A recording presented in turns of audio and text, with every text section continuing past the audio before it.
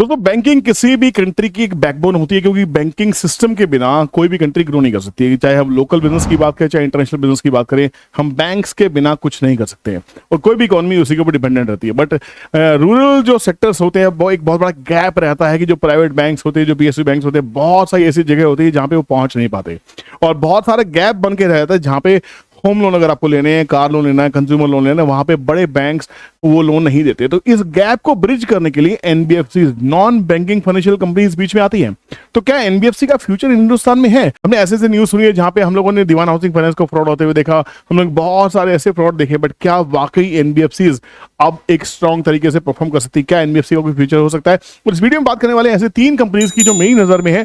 आपकी नजर में कोई और कंपनी हो सकती है, किसी भी तरह की बाइंग सेलिंग एडवाइस नहीं है। अगर आपको लगे कोई कंपनी आपको बतानी है तो प्लीज कमेंट सेक्शन में कमेंट जरूर कीजिएगा ताकि उसको भी हम वीडियो में कवर कर सकें। हम उन 3 शेयर्स की बात करने वाले जो फंडामेंटली और टेक्निकली मुझे अच्छे लग रहे हैं। आपकी लिस्ट कोई और हो सकती है, बट हाँ मैं चाहूंगा सबसे पहले आप एनबीएफसीज एज ए सेक्टर को प्रेफर करें, उसको समझने की कोशिश करें। इसके लिए मैंने अपने नोट्स बनाए हैं, पर सबसे पहले आप 2 चैनल्स को सब्सक्राइब कर लीजिए, रियल स्काई पर विपुल को और विपुल कौशिक को, ताकि आपके हाथ से कोई भी कंटेंट मिस ना हो। हाँ, मुंबई क्लासेस फुल हो चुकी है तो प्लीज उसकी इंक्वायरी बंद कीजिए। मैं आपको और एकोमोडेट नहीं कर सकता, जितना हॉल की कैपेसिटी हमने लोगों को एकोमोडेट कर लिया है। अगर आपको लखनऊ आना है, आपको सीखना है तो लखनऊ आइए। लखनऊ की क्लास हमारी 23 और 24 दिसंबर की है। 10 दिनों तक देखने वाला हूं कि अगर आपकी बुकिंग्स आती हैं, अगर 10-15 लोग कम से कम बुकिंग कराते हैं तो क्लास होगी, नहीं तो जैसे कलकत्ता को कैंसिल किया था लखनऊ भी हम कैंसिल कर देंगे, ठीक है ना। तो आइए बुकिंग कराइए, मिलते हैं लखनऊ में। अब यहाँ बात करते हैं, मैंने जो नोट्स बनाए, देखिए मेरी आदत होती है जब किसी सेक्टर के ऊपर काम करता हूँ तो पूरे नोट्स बना लेता हूँ। ये नोट्स आपके लिए बना लिए कि एनबीएफसीज क्यों मेरे लिए आउट परफॉर्म करने वाले हैं। अब NBFCs have promising future in India due to their crucial role in the financial ecosystem and the growth potential in under penetrated markets. Here is an in depth look. क्यों under penetrated? मतलब गांव देहात जहां पे बड़े banks नहीं पहुंच सकते, ऐसे रिमोट एरिया जहां बड़े बैंक्स या प्राइवेट बैंक्स नहीं जा रहे हैं, वहां पे एनबीएफसीज रोल प्ले करने वाली है। सबसे बड़ी चीज क्या है कि NBFCs bridges the gap left by the traditional banks, particularly in reaching under served and unbanked segments like rural area, small businesses and informal sectors.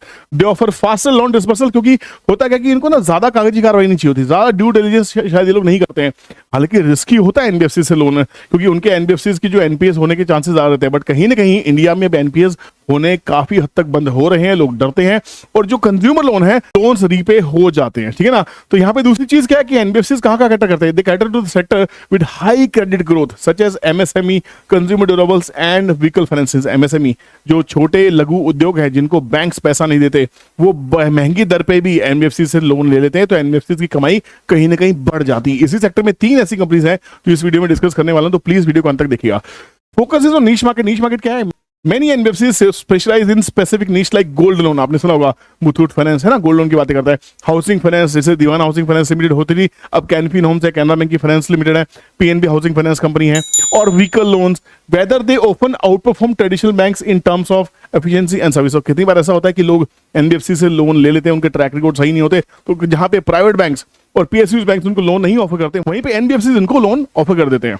अब सरकार की कुछ पॉलिसीज है जो इसको एनबीएफसी को सपोर्ट करती हुई दिखाई दे रही है। सरकार की एक पॉलिसी है पीएमएवाई, प्रधानमंत्री आवास योजना। अब इसके अंदर में क्या है? Emphasis on infrastructure and MSME growth program provided opportunities for NBFC to expand their portfolio. घर आवास योजना मतलब यहाँ पे सरकार चाहती है कि हर इंसान को उसका अफोर्डेबल घर मिल जाए। अफोर्डेबल हाउसिंग फाइनेंस भी है इसके अंदर में। तो यहाँ पे ये सारे जब होम लोन की बातें आती हैं, तो जहां पे बड़े banks, private banks, PSU banks, ऐसे एरियाज है जहां पे बैंक की ब्रांचेज ही नहीं है, वहां पे एनबीएफसी चली जाती हैं और वहां पे ये बिजनेस करके आती है। तो बहुत बड़ा गेम चला जाता है इनके हाथ में, है ना। तो यहाँ पे डिजिटलाइजेशन हो रही है, तो घर बैठे बैठे सारा आप अप्लाई करो, सब कुछ डिजिटल हो ही गया। आप अप्लाई करोगे लोन तो आपको अप्रोच करेंगे, सब ऑनलाइन डॉक्यूमेंट्स देने और यहाँ पे लोन डिस्पर्सल बहुत आसानी से हो जाता है। Rising consumerism and urbanization. India urbanize हो रही है, रूरल नहीं है, सब कुछ अर्बनाइज होता हुआ जा रहा है। दिल्ली की अगर बात करें, दिल्ली में अब दिल्ली को पूरा अर्बनाइज घोषित कर दिया गया, इसमें कोई भी रूरल नहीं रह गया। दिल्ली के जो गांव थे वो गांव नहीं है, उनका जो स्टेटस है वो अब अर्बनाइज स्टेटस है, they are not rural anymore. और ऐसा होने से क्या हो गया, जो डिस्पोजेबल इनकम है वो इनकम बढ़ रही है, rise in per capita income हो रहा है, डिमांड फॉर कंज्यूमर लोन बढ़ रहा है, होम लोन की रिक्वायरमेंट बढ़ रही है। व्हीकल्स आप देखिए, एक घर में अगर 2 आदमी है तो 2 गाड़ी आ रही है, 2 आदमी है तो शायद 3 गाड़ी भी आ रही है। एक छोटी गाड़ी बाइक भी रख रहे हैं, स्कूटी भी रख रहे हैं, एक इलेक्ट्रिक व्हीकल रख रहे हैं, तो लोगों के पास 2 से 3 से ज्यादा गाड़ियां भी एक घर में है, लोग अफोर्ड कर रहे हैं उस सब चीजों को। तो यहाँ पे एनबीएफसी बहुत बड़ा की प्लेयर बनकर निकल के आती है। और एक और बहुत बड़ा एरिया है माइक्रो फाइनेंस का, जहां पे बड़े जो बैंक्स है, बड़े इंस्टीट्यूशन बड़ा लोन नहीं देते, माइक्रो फाइनेंसिंग में एनबीएफसी बहुत बड़ा रोल प्ले कर जाती है। इंफ्रास्ट्रक्चर को पुश मिल रहा है, क्यों? क्योंकि इंडियन गवर्नमेंट का जो फोकस है वो इंफ्रा डेवलपमेंट के ऊपर में है और इसके थ्रू बहुत सारी लार्ज स्केल अपॉर्चुनिटीज यहाँ पे निकल के आ रही हैं। और बात करते हैं फाइनेंशियल सर्विसेज की या डेवलप्ड नेशंस की बातें करें तो उनके मुकाबले में हिंदुस्तान में यहाँ पे अभी भी स्कोप बहुत ज्यादा बचा हुआ है। तो यहाँ पे स्कोप बहुत ही ज्यादा बड़ा दिखाई देता है, क्रेडिट ग्रोथ के बहुत बड़े चांसेस है, मार्केट शेयर का एक्सपेंशन होना है, फाइनेंशियल कंट्रीब्यूशन बहुत बड़े स्केल पे ये कंपनीज करने वाली। तो यहाँ पे 3 ऐसे शेयर्स हैं जो मुझे लगता है आपको आपकी वॉचेस में रखने चाहिए, जिसके ऊपर आपको नजर बना के रखनी चाहिए। सबसे बड़ा नाम जो आज की डेट में निकल के आ रहा है वो आपको निकल के आता है जियो फाइनेंस का। ठीक है, जियो फाइनेंस क्यों है? जियो फाइनेंस मुकेश अंबानी की कंपनी है, आपको सब पता होगा। एक CICI कोर इन्वेस्टमेंट कंपनी का स्टेटस इसको मिल चुका है, NBFC रजिस्टर्ड है।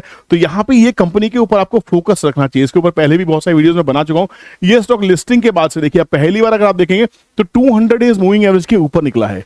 200 डेज मूविंग एवरेज के ऊपर स्टॉक निकला है तो यहाँ पे बहुत अच्छे चांसेस बन गए हैं, इसमें बुल रन स्टार्ट हो सकता है। तो इसको वॉचेस में रखिए।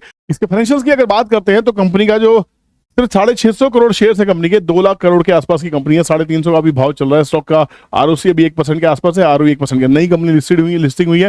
ये मुकेश अंबानी की स्ट्रेटेजिक इन्वेस्टमेंट है, ध्यान रखिएगा। और ये कंपनी आने वाले टाइम में ब्रोकिंग लेके आने वाली है, म्यूचुअल फंड का बिजनेस लेके आने वाली, लोन्स का बिजनेस लेके आने वाले, बहुत बड़े बड़े काम करने वाली है। और साथ में ये कंपनी कोर इन्वेस्टमेंट कंपनी है, तो फेलो कंपनीज के अंदर में इसकी इन्वेस्टमेंट भी होगी। तो ये बहुत बड़ा इन्वेस्टमेंट डिसीजन हो सकता है, इसको ध्यान में रखिएगा।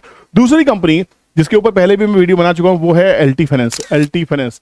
LT फाइनेंस मुझे क्यों अच्छी लग रही है? LT फाइनेंस के ऊपर सबसे बड़ा चार्ट मुझे अपील करता दिखाई देता है, ये देखिए।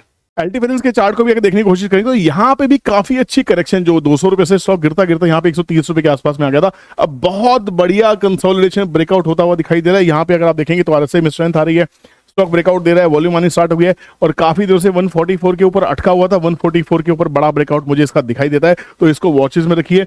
अगर फिबोनाची की बात करते हो 150 रुपए के ऊपर जिस टाइम निकलेगा तो कम से कम 160-65 रुपए के आसपास जाना चाहिए। 160-65 रुपए जहां पे 50% रिट्रेसमेंट आपको दिखाई दे रही है।